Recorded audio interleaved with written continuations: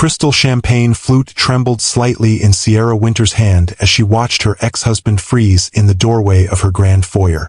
Jackson Blackwood's practiced smile faltered, his eyes widening as they traveled from the soaring cathedral ceilings to the custom Italian marble beneath his feet. The shock on his face was worth every penny of the $14 million she'd spent on this estate. Ciara? His voice carried that familiar note of disbelief, the same tone he'd used 5 years earlier when she told him she was leaving. This is yours. Have you ever been underestimated by someone who should have known your worth better than anyone?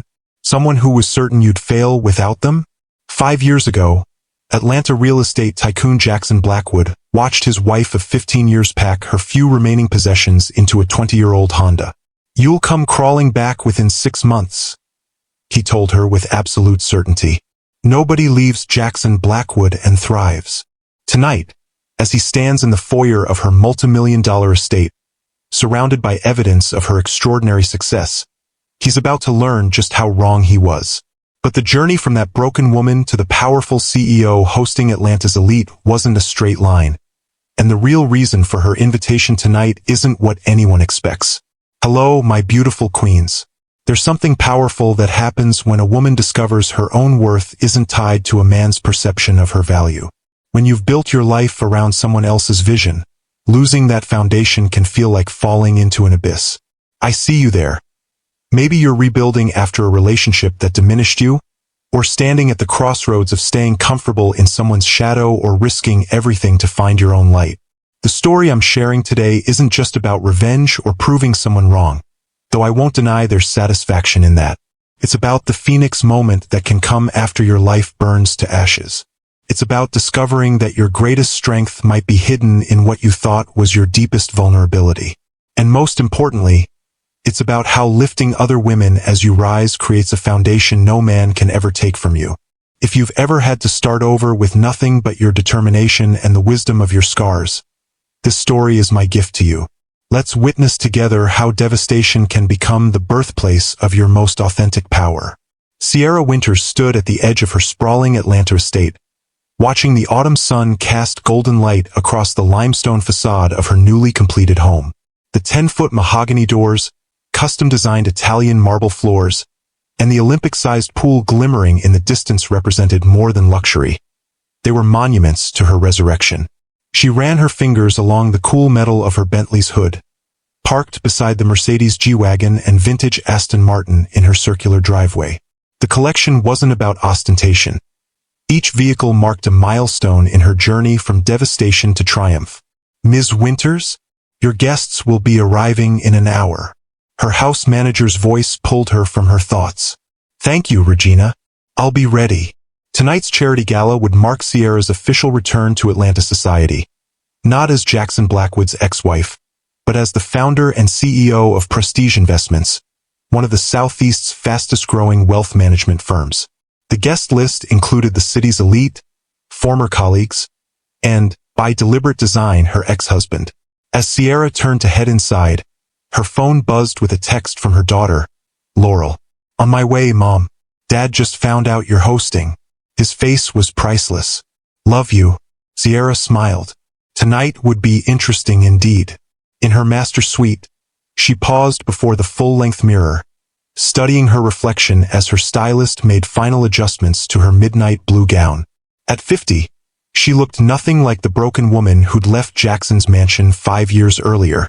Regular sessions with a personal trainer had replaced the anxiety-induced weight loss of her divorce with lean strength. The highlights in her chestnut hair were professionally maintained rather than a desperate attempt to recapture youth. Most significantly, her eyes held a confidence that no designer outfit could provide. "You look magnificent," her stylist said, stepping back to admire her work. "That man won't know what hit him." "This isn't about him, Denise," Ciara replied, though they both knew that wasn't entirely true. "Of course not," Denise winked. "It's about the children's hospital. But if a certain ex-husband happens to choke on his champagne when he sees you, consider it a charitable bonus." Ciara laughed, the sound echoing through her spacious dressing room. 5 years ago, laughter had seemed impossible. 5 years ago, she'd wondered if she would survive at all. The first guests were arriving as Ciara descended the curved staircase. Board members from the children's hospital that would benefit from tonight's fundraiser. She greeted them warmly, easily slipping into the role of hostess she'd perfected during her marriage, but with an authenticity that had been impossible when she'd been performing as Mrs. Jackson Blackwood. "This home is extraordinary," remarked Dr. Harriet Coleman, the hospital's chief of pediatrics. "I can't believe you've only been here 3 months." "The renovation was a labor of love," Ciara replied, "and the location was too perfect to pass up." What she didn't mention was that her new estate sat directly across the lake from Jackson's property, that his morning coffee view now included the daily reminder of her success. That choice had been deliberate, perhaps petty, but deeply satisfying. "The new oncology wing is going to transform pediatric cancer care in Georgia," Dr. Coleman continued. "Your foundation's lead gift made it possible. Every child deserves the best possible care, regardless of their family's financial situation," Ciara said, meaning every word. "The Winters Foundation is committed to making that a reality." As the house filled with Atlanta's elite, Ciara moved through the crowd with practiced ease, discussing the hospital's initiatives, introducing potential donors to key medical staff, ensuring her catering team kept glasses filled and hors d'oeuvres circulating. She was deep in conversation with a potential investor when she felt the subtle shift in the room's energy. Without turning, she knew Jackson had arrived. "Excuse me a moment," she said to her companion, taking a steadying breath before turning toward the entrance. Jackson Blackwood stood in her foyer, still handsome at 55. His silver-streaked dark hair and tailored tuxedo projecting the same commanding presence that had once made her heart race. Beside him stood his new wife, Alessandra, a former model 20 years his junior who looked uncomfortable in the suddenly tense atmosphere. Ciara approached them with a practiced smile. "Jackson, Alessandra, thank you for coming. The hospital appreciates your support." Jackson's eyes traveled slowly around the soaring entryway, taking in the custom chandeliers, the original artwork, the subtle displays of wealth that matched, perhaps even exceeded, his own home's grandeur. "Impressive place, Ciara," he said, his voice carrying that familiar condescending tone. "Quite the upgrade from that apartment in Savannah." "Life is full of upgrades and downgrades, isn't it?" She kept her smile in place. "Alessandra, the silent auction items are displayed in the East Wing. There's a lovely vacation package to Santorini I think you might appreciate." Before Jackson could respond, Ciara was rescued by Laurel's arrival. Her daughter swept in, resplendent in emerald green, and embraced her mother warmly. "Mom, everything looks amazing," she nodded coolly to her father. "Dad, Alessandra, Laurel." Jackson's expression softened slightly. "I didn't know you'd be here. Supporting Mom's first major charity event? I wouldn't miss it." Laurel linked her arm through Ciara's. "Besides, I'm considering joining Prestige after I finish my MBA. Mom's built something extraordinary." The flash of surprise, and something like hurt, that crossed Jackson's face gave Ciara no pleasure. Their daughter's estrangement from him had never been her goal, despite his assumptions to the contrary. "Your mother has always been resourceful," Jackson conceded, his gaze returning to Ciara with new assessment. "Though I'm curious about your sudden financial success. The market's been challenging lately." "Has it?" "We found it quite favorable for our investment strategy." Ciara gestured toward the main reception room. "Please enjoy the evening. The hospital needs all our support." As they moved away, Ciara felt Laurel squeeze her arm. "Round one to Mom," she whispered. "This isn't a competition," Ciara murmured back, though they both knew that wasn't entirely true. If you've ever been underestimated by someone who should have known your worth, hit that like button right now. 5 years earlier, Ciara had stood in Jackson's home office, her hands trembling as she placed her wedding ring on his desk. "I want a divorce," she'd said, the words hanging in the air between them. Jackson hadn't looked up from his computer screen. "No, you don't.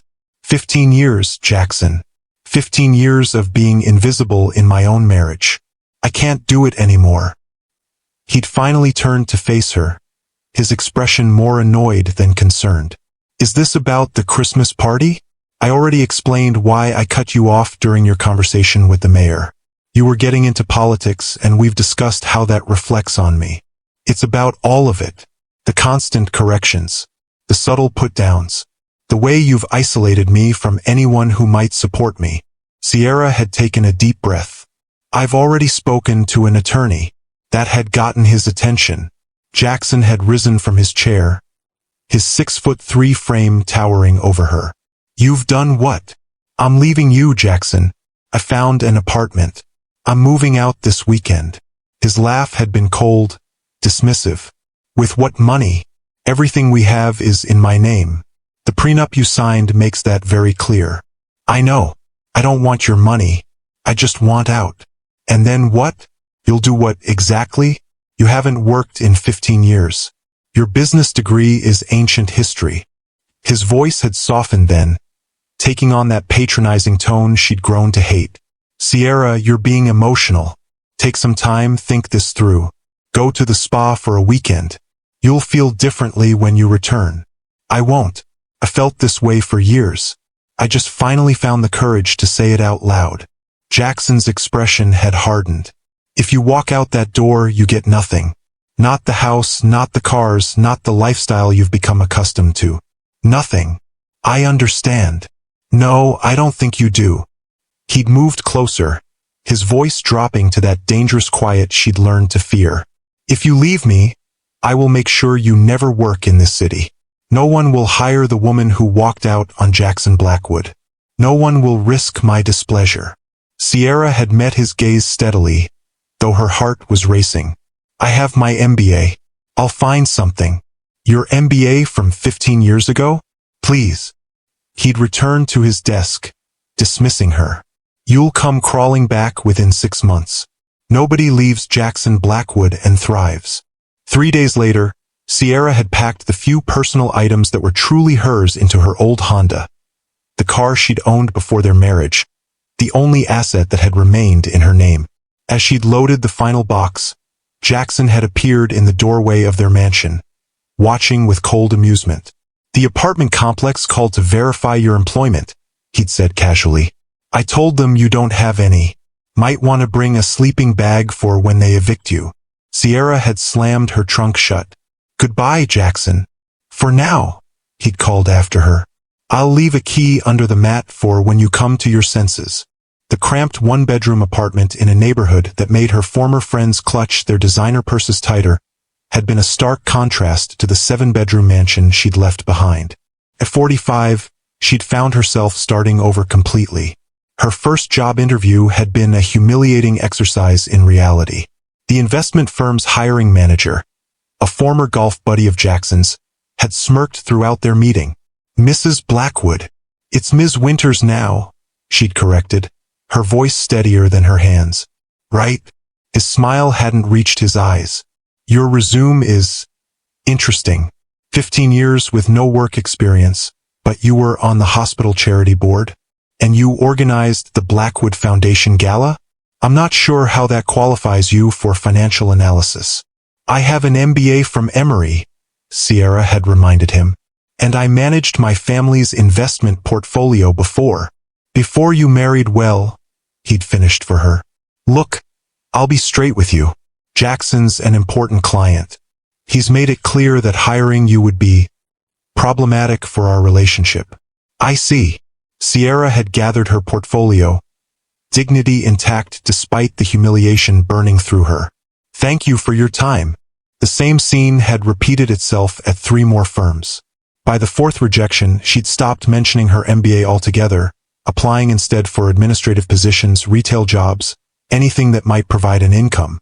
But Jackson's influence extended further than she'd anticipated. Even a position as a bank teller had mysteriously evaporated after her initial interview. That night, Ciara had sat on her second-hand sofa, surrounded by moving boxes she hadn't had the energy to unpack, and allowed herself one evening of complete despair. She'd built her identity around being Jackson Blackwood's perfect wife for so long that she barely recognized herself without that label. The eviction notice had come exactly as Jackson had predicted, taped to her door after she'd missed the second month's rent. With nowhere else to turn, she'd called the only friend Jackson hadn't managed to alienate during their marriage, her college roommate, Eleanor Washington, who ran a community bank in Savannah. "I need work, Ellie," she'd said, swallowing her pride. "Anything. I'll start at the bottom." Eleanor's silence had spoken volumes. Jackson's reach extends that far? Apparently, but he doesn't own everything in Georgia. Not yet. "Come to Savannah," Eleanor had said without hesitation. "I have a spare bedroom and an entry-level position that just opened up. It's not much, but it's a start." 2 weeks later, Ciara had packed her Honda and driven to Savannah, leaving behind the city that had been her home for 2 decades. As Atlanta's skyline had disappeared in her rearview mirror, she'd felt equal measures of defeat and relief. Jackson had won this round, but at least she was still fighting. Eleanor's spare bedroom had been a sanctuary, the first space in years where Ciara didn't feel Jackson's presence in every corner. The position at Coastal Community Bank was indeed entry-level, a customer service representative role that paid barely above minimum wage. But it was honest work, and more importantly, it was hers. "You're overqualified," Eleanor had admitted as she'd shown Ciara her small desk in the retail banking area. "But it's a foot in the door. Show me what you can do, and we'll talk about advancement." Those first months in Savannah had been a lesson in humility. Ciara, who had once hosted galas for hundreds of Atlanta's wealthiest citizens, now counted out 20s for customers cashing their paychecks. The woman who had managed a household staff of 5 now made her own bed and washed her own dishes in Eleanor's modest home. Yet alongside the humility came an unexpected gift: freedom. For the first time in 15 years, Ciara answered to no one but herself. No husband monitoring her conversations, criticizing her choices, or undermining her confidence. The relief of that simple autonomy had been intoxicating. 6 months into her new life, Eleanor had approached her desk at closing time. "One of our financial advisors is going on maternity leave," she'd said without preamble. "I need someone to cover her client meetings for 3 months. Someone who understands investment basics and can speak intelligently about financial planning." Ciara had looked up in surprise. "You want me to step in? You have the education for it. And I've seen how you interact with customers. You have a gift for making complex information accessible." Eleanor had smiled. "Unless you prefer staying at the teller window?" "No. I mean, yes. I'd love the opportunity." Ciara had straightened in her chair. "But I haven't worked in finance professionally. Ever. Consider this your chance to start." The temporary position had awakened something in Ciara that had been dormant for years. An analytical mind that thrived on solving financial puzzles, a natural ability to connect with clients on a personal level, and a passion for helping others secure their futures. When the regular advisor returned from maternity leave, Eleanor had created a permanent junior advisor position specifically for Ciara. Her first clients had been women like herself, divorced, often blindsided by financial realities they'd been sheltered from during their marriages. Ciara understood their vulnerability in ways her colleagues couldn't. She spoke their language, anticipated their fears, and translated financial jargon into practical advice.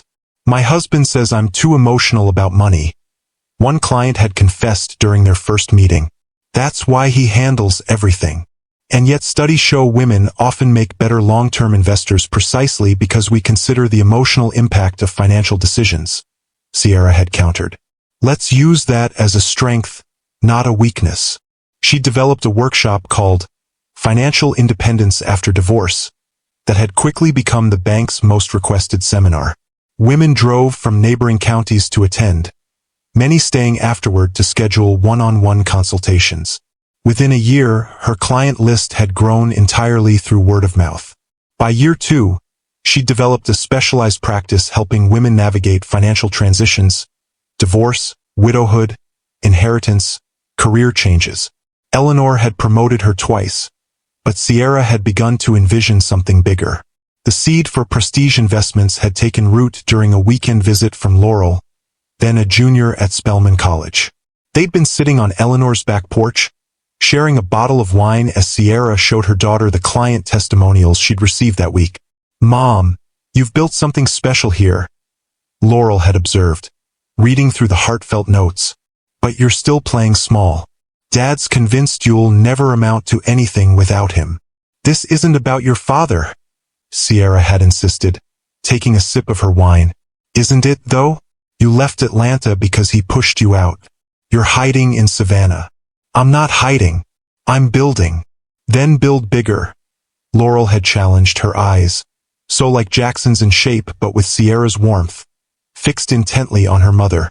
"The women you help, they need someone who understands what they've been through. Not just in Savannah. Everywhere." Laurel had leaned forward, her voice passionate. "Do you know how many of my friends' mothers are trapped in marriages like yours was? How many stay because they're terrified of ending up with nothing? They need to see someone who walked away and not only survived but thrived." That conversation had sparked a business plan that kept Ciara up for 3 straight nights. She'd approached Eleanor with a partnership proposal. A women-focused investment firm with branches across the Southeast, starting with Atlanta.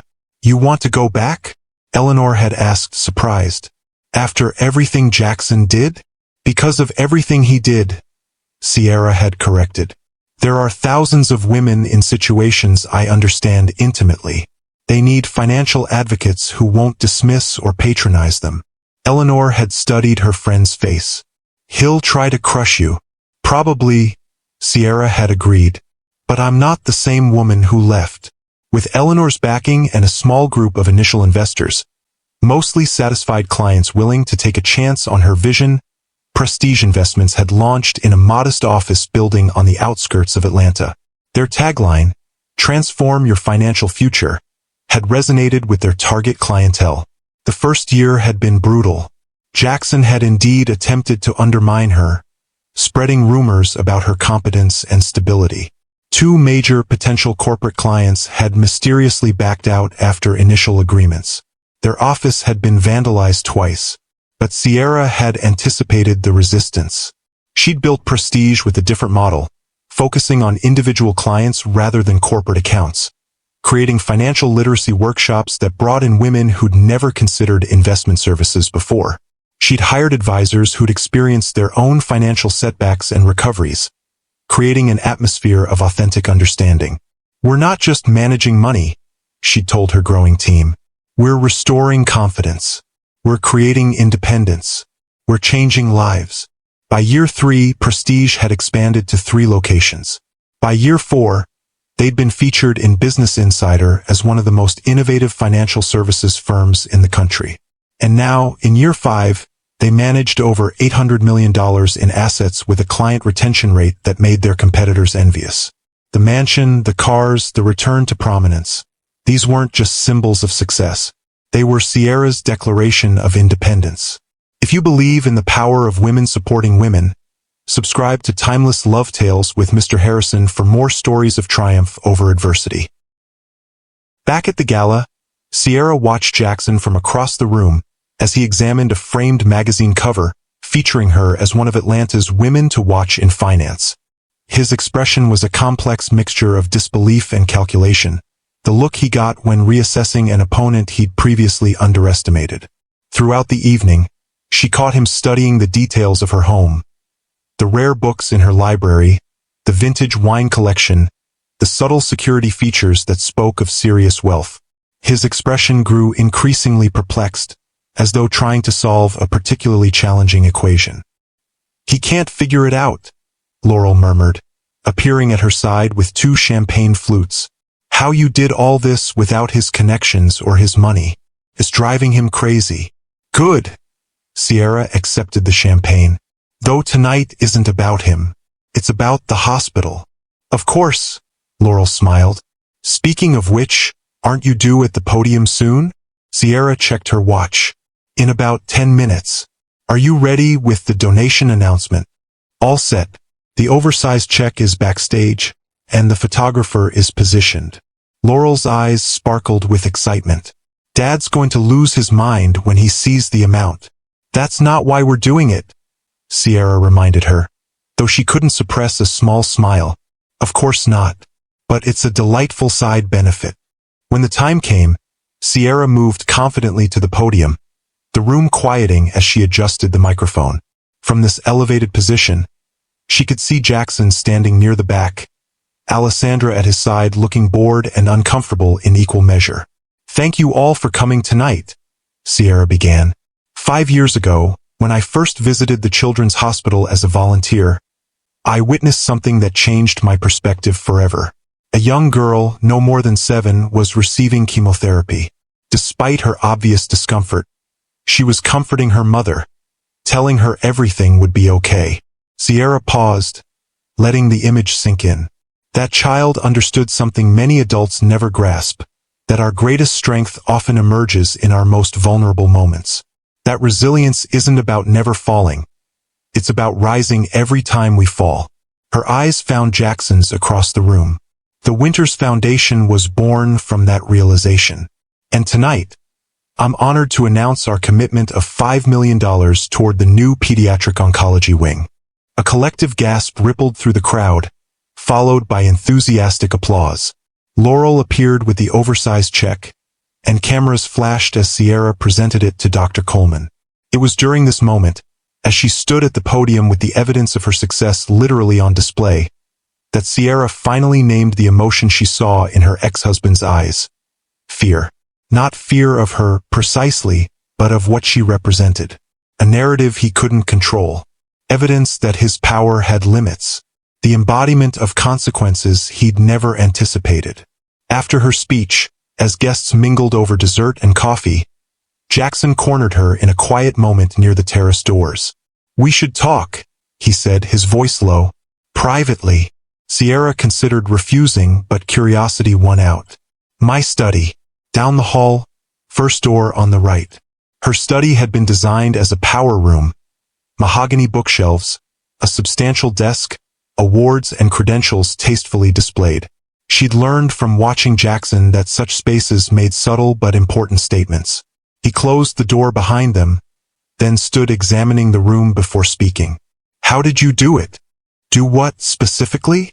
She remained standing, maintaining equal footing. "This," he gestured vaguely. "Prestige. The house. All of it. I made sure you left with nothing." "Yes, you did." Ciara's voice remained even. "That was your first mistake." "Meaning?" "You left me nothing to lose. It's remarkably freeing to start from zero. No safety net, no reputation to protect, no husband's approval to seek." She moved to her desk, running her fingers along its polished edge.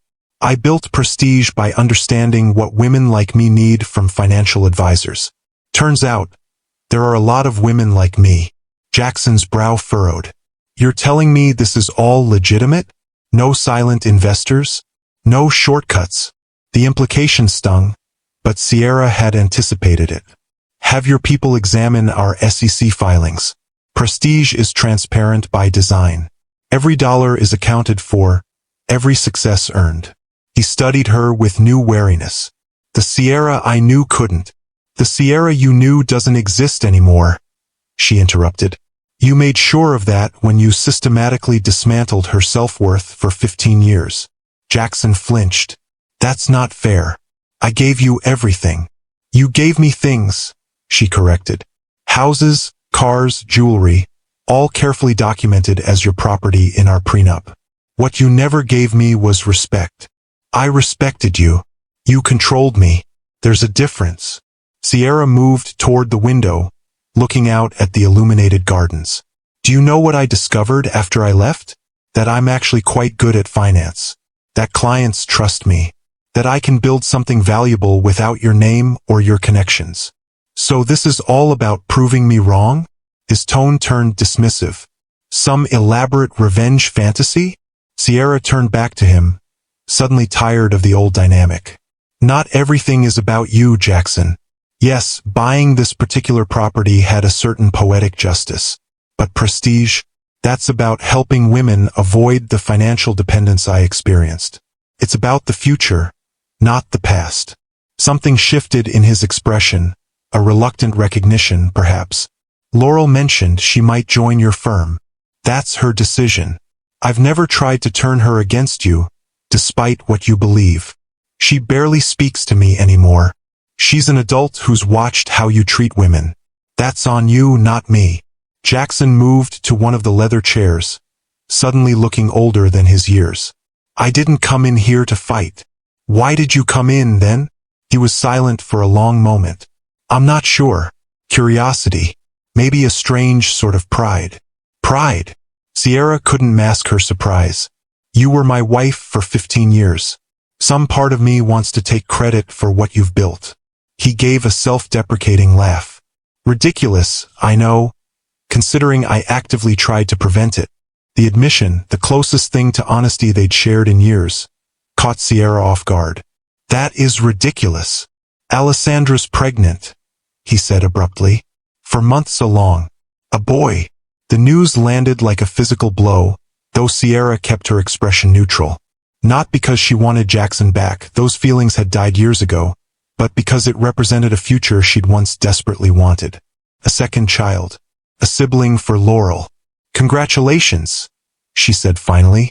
I hope you'll be a better father to him than you were a husband to me. Jackson stood, bristling at the implied criticism. I provided for you and Laurel. Always. Provision isn't the same as presence. Or partnership. Ciara moved toward the door, signaling the end of their conversation. Your guests will be wondering where you've gone. They're your guests, he corrected, but followed her lead. At the door he paused. The cars in the driveway. The Bentley and the Aston Martin. What about them? They're the exact models I always wanted. The ones you called ridiculous midlife crisis vehicles. Ciara smiled genuinely for the first time since he'd entered her study. I know. I remember how you'd leave the brochures around the house, hoping I'd suggest buying them for your birthday. She shrugged lightly. Turns out they're excellent investments. The Aston Martin has appreciated 20% since I purchased it. Jackson's laugh held a note of genuine amusement. You bought multi-million-dollar cars as investments? That's not the Ciara I knew. No, she agreed. It's not. As they returned to the gala, Ciara felt a weight lift from her shoulders, a tension she hadn't realized she'd been carrying. For 5 years, she'd been building her new life in Jackson's shadow, measuring her success against his expectations and predictions. But standing beside him now, she realized she'd outgrown the need for his validation. Whether he recognized her accomplishments or not no longer mattered. If you've ever found your greatest strength in your darkest moment, share this video with someone who needs to hear this message today. The remainder of the evening passed in a blur of conversations, congratulations on the donation, and quiet satisfaction as Ciara watched Jackson and Alessandra leave earlier than most guests. Laurel had caught her eye across the room as they departed, raising her champagne glass in a subtle toast. By midnight, the last guests had gone, leaving Ciara alone in her grand foyer. She slipped off her heels, padding barefoot across the cool marble to the terrace doors. Outside, the autumn night was crisp, stars visible above despite Atlanta's light pollution. Across the lake, she could see Jackson's house, still illuminated despite the hour. Was it worth it? Eleanor's voice came from behind her. Her friend and business partner had stayed to help oversee the cleanup. Having him here tonight? Ciara considered the question. I think it was necessary, not for revenge, but for closure. And did you get it? Closure. Ciara turned from the view. I think I did.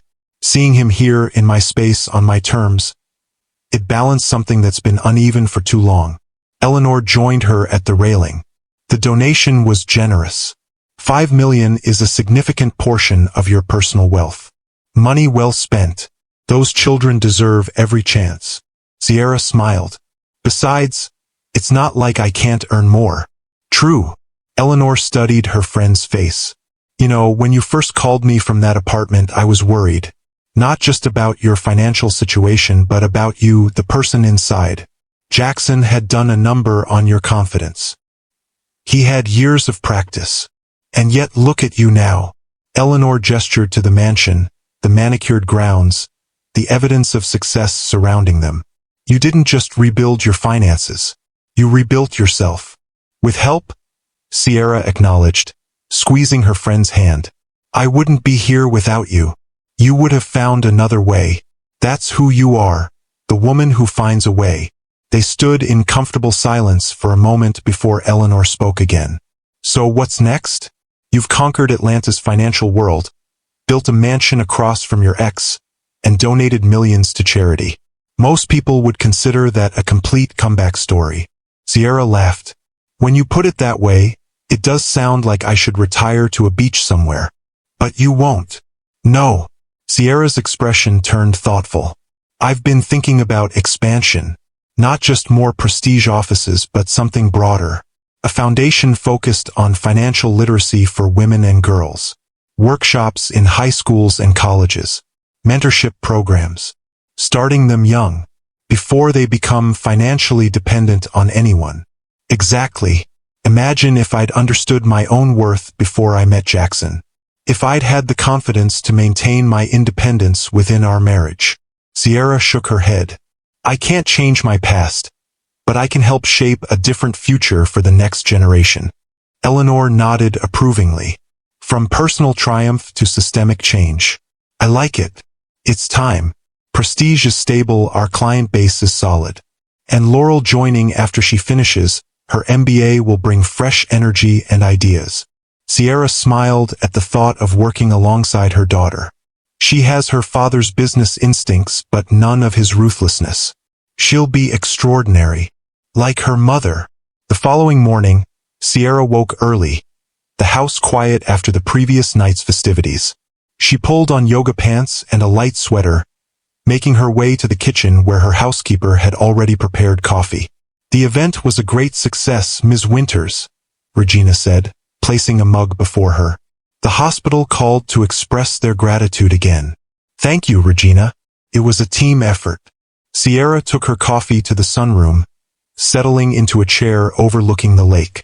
In the early morning light, the water was still, reflecting the sky like a mirror.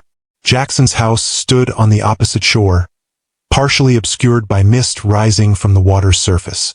Her phone chimed with a text message. Expecting Laurel, she was surprised to see Jackson's name on the screen. The donation was impressive. Alessandra and I have matched it this morning. The hospital deserves the support. Ciara stared at the message, understanding the complex emotions behind it. Competition, respect, perhaps even a hint of reconciliation. She typed a simple reply, "The children will benefit from your generosity. Thank you." She set the phone aside, smiling to herself. Some things never changed: Jackson's need to match or exceed any perceived challenge. His inability to let someone else have the last word. But other things had changed profoundly. The woman sitting here now, secure in her own home, her own success, her own worth. She was unrecognizable from the broken person who had driven away from his mansion 5 years ago. The doorbell rang, interrupting her thoughts. A moment later, Regina appeared. "Ms. Winters, your daughter is here. She says she has news." Laurel burst into the sunroom, still wearing last night's makeup, but with an energy that suggested she hadn't slept. "Mom, have you seen the Business Chronicle this morning?" "I haven't looked at anything yet," Ciara replied, concerned by her daughter's intensity. "What's happened?" Laurel thrust her tablet forward, displaying the digital edition of Atlanta's premier business publication.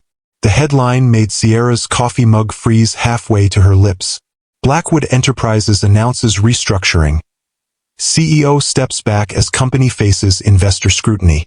Dad's stepping down? Ciara scanned the article in disbelief. That can't be right. Jackson would never willingly relinquish control. "It's not entirely willing," Laurel said, sitting beside her mother. "Read the third paragraph."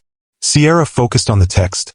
Sources close to the board indicate that major investors, led by venture capital firm Harrington Partners, have expressed concerns about Blackwood's leadership style and succession planning.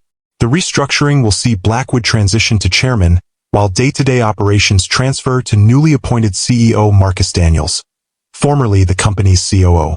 "This is unexpected," Ciara said carefully. aware of the complex emotions her daughter might be feeling about her father's apparent demotion. There's more. Laurel took back the tablet, scrolling down. The article mentions that Harrington specifically cited your success with prestige as evidence that Blackwood's judgment might be compromised. Apparently, Julian Harrington told the board that anyone who failed to recognize the talent and potential in Ciara Winters might be missing other critical business opportunities. Ciara sat back, stunned. Julian Harrington said that? About me? He did. And there's a reason. Laurel's expression turned mischievous. I've been interning at Harrington Partners this semester. My professor arranged it. You never mentioned that. I wanted it to be a surprise. I've been working on their diversity in leadership initiative. Laurel grinned. Julian and I have had several interesting conversations about you, prestige, and Dad's management philosophy. Laurel.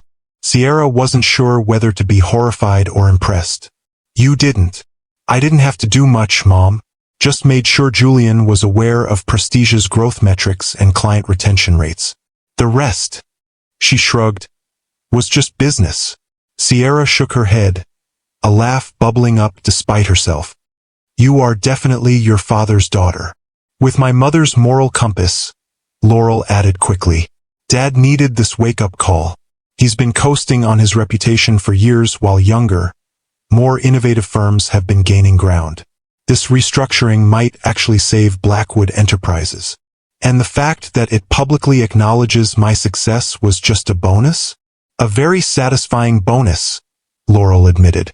But not the primary goal. Ciara studied her daughter's face, seeing the blend of Jackson's strategic mind and her own empathy. You're going to be a force when you take over Prestige someday. That's the plan. Laurel's expression turned serious. But first, I want to learn everything you can teach me. Not just about finance, but about rebuilding. About helping other women find their power. About turning pain into purpose. We'll learn together, Ciara promised, pulling her daughter into an embrace. That's the beauty of what we're building. It's not just about the money or the success. It's about creating something meaningful from what once broke us. As they sat together in the sunroom, planning the future of Prestige and the new foundation, Ciara felt a sense of completion. The journey from Jackson Blackwood's shadow to self-made success hadn't been about revenge or validation. It had been about reclaiming her own narrative, discovering her authentic strengths, and using them to lift others. The mansion, the cars, the professional acclaim.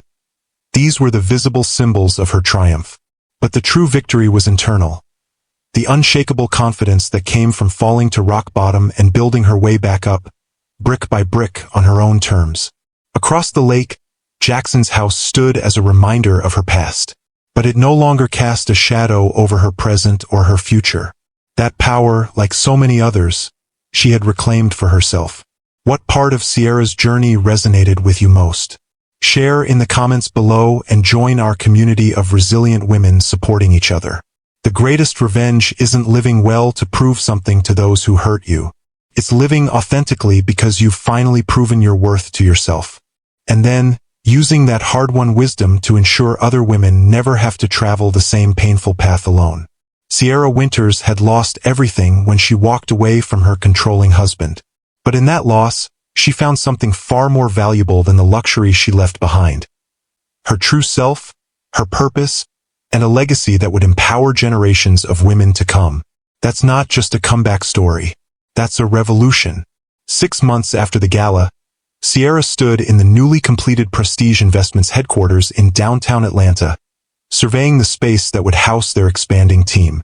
Floor-to-ceiling windows offered panoramic views of the city skyline, while the interior featured a blend of professional elegance and welcoming warmth, a deliberate departure from the cold, masculine aesthetic that dominated most financial institutions. The training center is my favorite, Eleanor said, joining her at the window. 2,500 square feet dedicated to financial education. It had to be the heart of the building, Ciara agreed. Everything else we do flows from that mission. The Prestige Financial Literacy Center occupied the entire third floor, with classrooms, a lecture hall, and private consultation rooms where women could receive one-on-one guidance regardless of their investment potential. It was the physical manifestation of Ciara's vision, creating a space where financial empowerment was accessible to all women, not just the wealthy. The first workshop series is already overbooked, Eleanor noted. We had to add 3 additional sessions. That's a good problem to have. Ciara smiled, checking her watch. The board meeting starts in 20 minutes. Is everything ready in the conference room? All set, though I'm still not sure about your proposal. It's unconventional. That's precisely why it will work. Ciara's tone was confident. Trust me on this one. The Prestige Board of Directors, now expanded to include leaders from various industries, had gathered to review the company's 5-year strategic plan. As founder and CEO, Ciara had spent months developing a vision that would secure Prestige's future while expanding its impact. Before we begin, she addressed the assembled board members, I want to thank each of you for your commitment to our mission.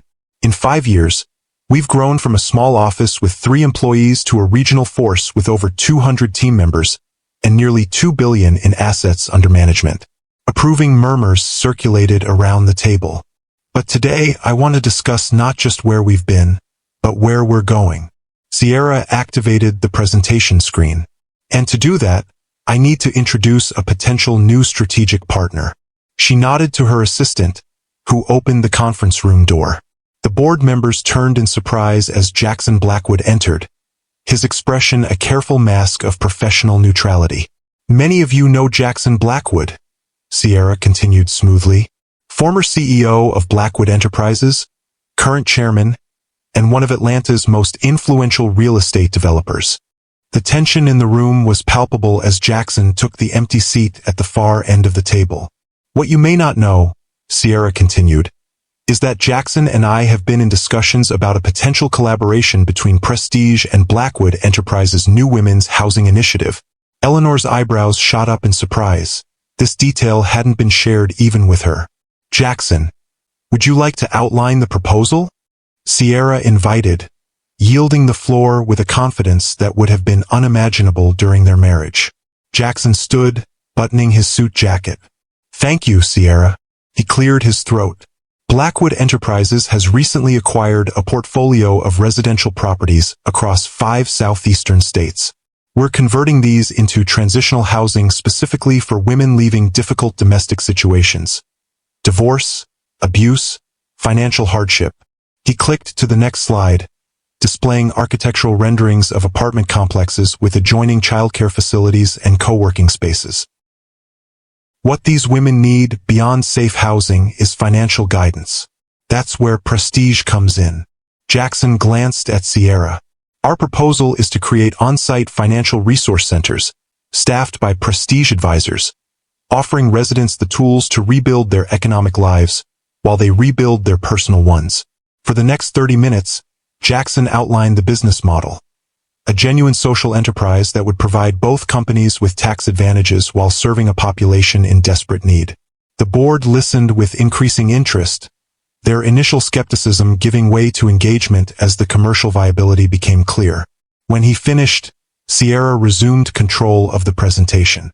I believe this partnership represents a unique opportunity to expand our mission while creating sustainable impact.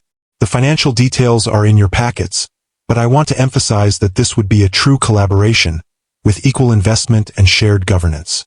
And equal risk, noted Diane Forrester, one of the more conservative board members. This is a significant departure from our core business model. It's an evolution of it, Ciara corrected gently. Everything we've built at Prestige has been about helping women achieve financial independence. This simply reaches women at an earlier stage in that journey. The discussion continued for another hour, with board members raising questions about implementation, scalability, and return on investment. Throughout, Ciara and Jackson presented a united front, their former personal conflict nowhere evident in their professional interaction. When the board voted unanimously to move forward with a detailed feasibility study, Ciara felt a sense of satisfaction that went beyond business success. This was about transformation not just for the women they would help but for herself and, perhaps, for Jackson as well. After the meeting, as board members filtered out, Jackson lingered behind. "That went well," he observed, gathering his materials. "Better than expected," Ciara agreed. "Though I'm not surprised. It's a solid proposal with genuine potential for impact. Your board trusts your judgment." Jackson's tone held a note of respect that would have once been unthinkable.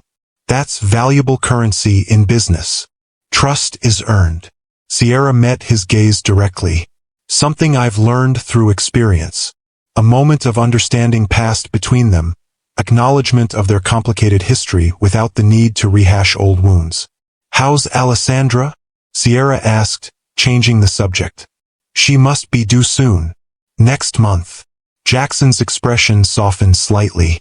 "She's ready for it to be over. Pregnancy hasn't been easy for her. It never is."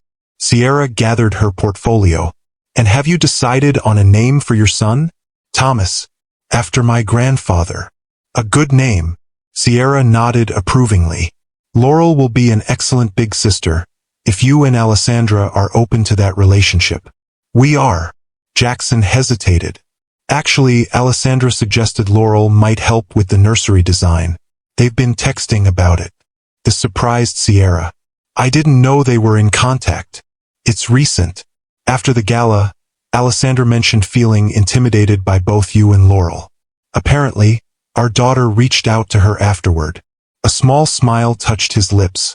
"Laurel has her mother's capacity for empathy, despite my genetic contribution. She's the best of both of us," Ciara acknowledged, "with wisdom entirely her own." They walked together toward the elevator, their conversation shifting to implementation details for the housing project. As they reached the lobby, Jackson paused. "This partnership," he said carefully, "I want to be clear about my motivations. I'm listening. It's not about repairing our personal history or seeking some kind of redemption." His tone was businesslike. "The project makes financial sense, addresses a market need, and aligns with Blackwood's new direction under Marcus's leadership." "I never assumed otherwise," Ciara replied. "This is business, not therapy." "Good." Jackson nodded, seemingly relieved. "Though I will say, working with you these past few months has been educational." "How so?" "You're a formidable negotiator. Far more assertive than I remember." Ciara smiled. "I always was, Jackson. You just weren't listening." Outside, their cars waited at opposite ends of the circular drive. His sleek Tesla, her Bentley gleaming in the afternoon sun. As they prepared to part ways, Jackson extended his hand formally. "To a successful partnership, Ms. Winters." Ciara accepted the handshake, her grip as firm as his. "Indeed, Mr. Blackwood."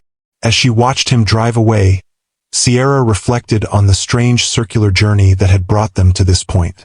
5 years ago, she'd fled his home with nothing but determination and wounded pride. Now they were business partners, their professional relationship built on the ashes of their failed marriage. Life had a peculiar way of creating symmetry from chaos. The Prestige Financial Literacy Center officially opened 3 months later, with a ribbon-cutting ceremony that attracted media attention from across the Southeast. Standing before the assembled crowd, Ciara felt a surge of pride as she introduced the center's first cohort of scholarship recipients.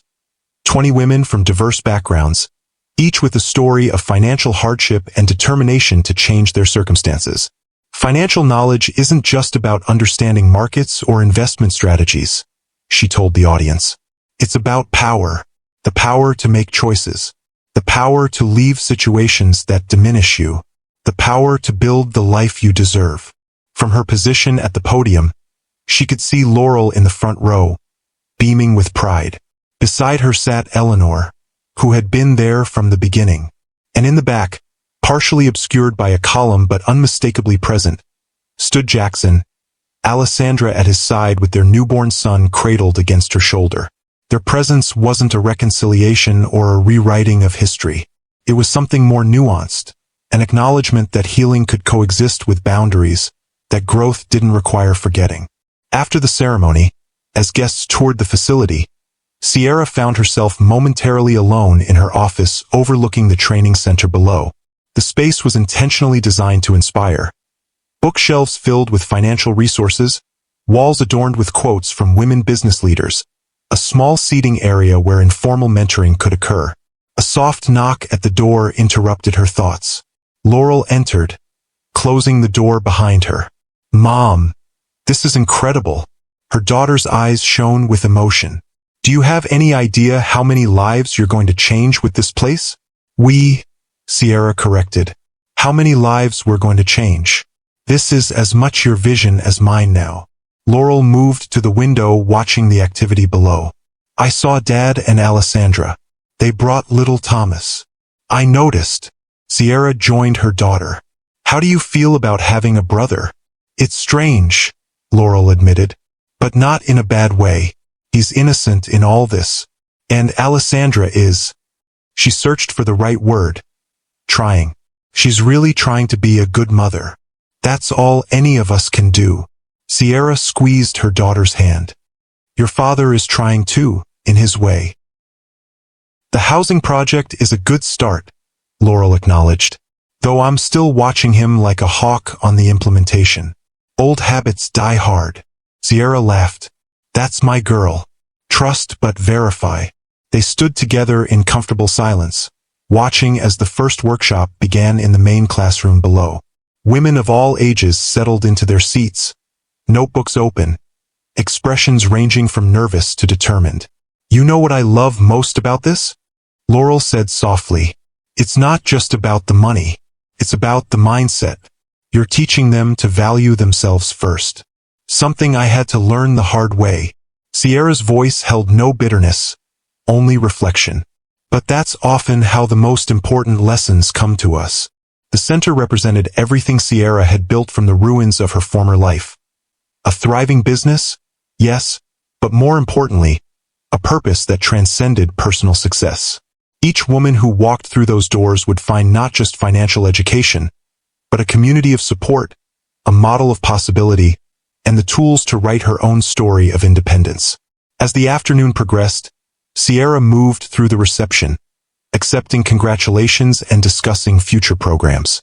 When she eventually encountered Jackson and Alessandra, the interaction was cordial, focused primarily on the sleeping infant in Alessandra's arms. "He's beautiful," Ciara said sincerely, admiring the baby's delicate features. "Congratulations to you both." "Thank you," Alessandra replied, her initial awkwardness giving way to the universal pride of a new mother. "Laurel has been wonderful. She brings him books every time she visits." Starting his financial education early, Jackson added with a hint of his old dry humor. "Though I draw the line at flashcards with stock symbols." "Give her time," Ciara smiled. "Laurel is nothing if not persistent." As they chatted about the center and the upcoming housing project, Ciara realized something had fundamentally shifted in her relationship with Jackson. The power imbalance that had defined their marriage, and even their early post-divorce interactions, had finally equalized. They stood now as equals, two successful business leaders with separate lives and a shared interest in creating positive change. It wasn't friendship, exactly. Too much history lay between them for that. But it was a form of peace she hadn't thought possible 5 years ago. Later that evening, after the guests had departed and the center staff had gone home, Ciara returned to her office to collect her things. The building was quiet, the training rooms below dark except for security lighting. Tomorrow, these spaces would fill with women beginning their journeys toward financial independence. Some would succeed quickly, others would struggle. All would find resources and support that Ciara herself had lacked when she'd started over. Her phone chimed with a text from Laurel. "Dinner at your place tonight? I have ideas for the next phase of the foundation." Ciara smiled as she typed her reply. "Always. Bring that strategic mind of yours and an appetite. I'm cooking." As she gathered her belongings, Ciara paused at the window for one final look at the center below. 5 years ago, standing in that cramped apartment with an eviction notice in her hand, she couldn't have imagined this future. The mansion, the cars, the successful business, those external markers of success had seemed impossible then. But the true transformation had been internal. The woman who had left Jackson's house with nothing but a 20-year-old Honda and shattered self-worth had discovered something essential in that journey through hardship. Her own resilience, her capacity for reinvention, and her power to help others find theirs. That was the real wealth no one could take from her. That was the legacy she would pass to Laurel and to every woman who walked through these doors. Ciara switched off the lights and headed home, where her daughter waited with plans for their next chapter. The journey hadn't ended with proving Jackson wrong or building a mansion across the lake from his. It continued with each new woman they helped, each life transformed by the simple, revolutionary act of financial independence. And in that ongoing work, Ciara had found something far more valuable than revenge or validation. She had found purpose,